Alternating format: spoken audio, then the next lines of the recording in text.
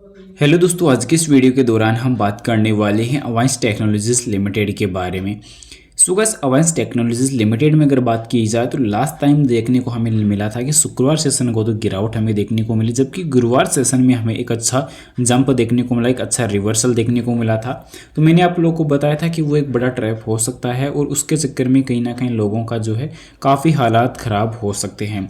पर वो यहाँ पे कई लोगों को वहाँ से निकलने का भी मौका मिला था, क्योंकि मौके में काफ़ी ज़्यादा लोगों ने फ़ायदा भी उठाने की कोशिश की थी।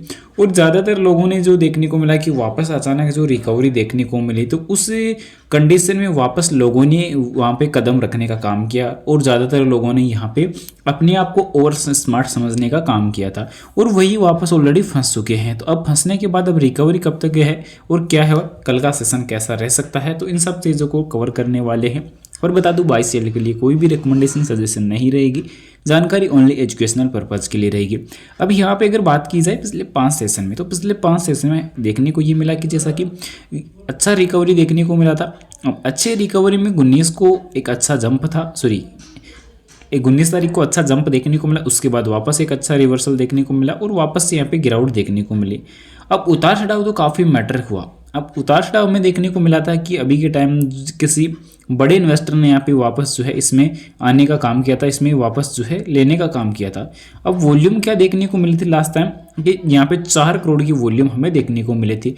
अब 4 करोड़ की वॉल्यूम हमें देखने को मिली लास्ट टाइम उस सेशन के दौरान, यानी कि शुक्रवार सेशन में। और उसके पहले अगर देखें तो 9 करोड़ की वॉल्यूम वापस देखने को मिली। अब 9 करोड़ वापस यहाँ पे एक बड़ी वॉल्यूम का जंप देखने को मिला था और उसी के बाद वापस उतार चढ़ाव देखने को स्टार्ट हुए थे।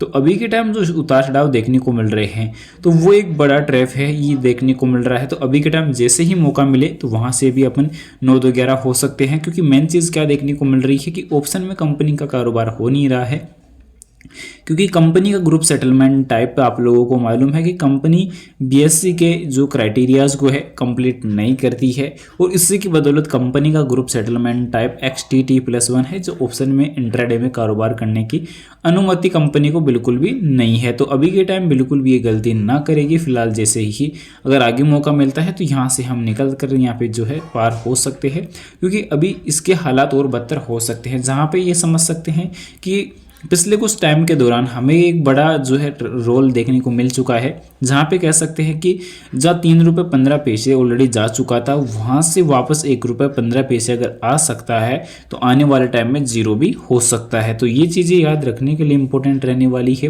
क्योंकि लॉन्ग टर्म के नज़रिए से अगर देखते हैं तो यहाँ पे फिर से हालात जो है वो यहाँ पे बिगड़ते हुए नज़र आ जाएंगे। क्योंकि यहाँ पे अगर कंपनी में चीज़ें अगर देखिए तो यहाँ पे इंडिकेटर्स वगैरह भी यहाँ पे ज़्यादातर इस प्रकार की कंपनियों में काम नहीं करते। रीज़न यही है कि ऑप्शन में कारोबार नहीं होता है। इसके अलावा लास्ट टाइम देखने को मिला था कि कंपनी ESM से ऑलरेडी बाहर आ चुकी थी, जैसा कि आप लोग यहाँ पे देख ही सकते हैं कि कंपनी ESM से बाहर आ चुकी थी। अब यहाँ पे सबसे बड़ा सवाल यह है कि अगर कल के सेशन में फिर अगर वॉल्यूम में जंप देखने को मिलती है तो कहीं ना कहीं रिकवरी हमें नज़र आ सकती है, और जिनका अभी ऑलरेडी रिकवरी ऑलरेडी हो चुकी है तो उनका जैसे ही मौका मिले तो वापस जैसे ऑर्डर अप्रूव होने लग जाए तो उसके बाद निकलने का काम हम कर लेना चाहिए, क्योंकि बाद में जाकर जो है कहीं ना कहीं हमें अगर मौका फिर से मिलता है यहाँ पे अच्छा बनने का तो वहाँ पे हम बन सकते हैं। बाकी अगर यहाँ पे देखा जाए तो लगातार जो हालात हैं वो काफ़ी बिगड़ते हुए ही नज़र आए हैं, क्योंकि अब लगातार उतार चढ़ाव में जब गिरावट ऑलरेडी हो रही है, लगातार लॉस हमें देखने को मिल रहा है और कंपनी की तरफ से भी कोई अपडेट देखने को मिली नहीं, क्योंकि कंपनी के रिजल्ट्स के अपडेट के अलावा यहाँ पे और कोई भी ऐलान, कोई अपडेट देखने को नहीं मिली। अब जैसा कि रिजल्ट के अगर नंबर की अगर बात की जाए, इनके Q2 के नंबर की अगर बात की जाए, तो जहां कंपनी की एक अच्छी सेल होने के बावजूद कंपनी के जो खर्चे थे वो कंट्रोल से बाहर नजर आए। कंपनी का यहाँ पे जितना सेल नहीं हुआ उससे ज़्यादा तो कंपनी का खर्चा हुआ। इसके बाद ऑपरेटिंग प्रॉफिट में नेगेटिव देखने को मिला, लॉस हुआ कंपनी का। ऑपरेटिंग प्रॉफिट मार्जिन जो कंपनी का नेगेटिव रहा। अदर इनकम में भी अच्छी रिकवरी होती हुई देखने को मिली, ऑलमोस्ट 1 करोड़ की अदर इनकम रही। उसके बावजूद भी कंपनी का 0.77 लगभग 1.25 करोड़ का यहाँ पे लॉस होता हुआ देखने को नजर आया। तो ये चीज़ें काफ़ी बड़ी इंपॉर्टेंट रहने वाली है।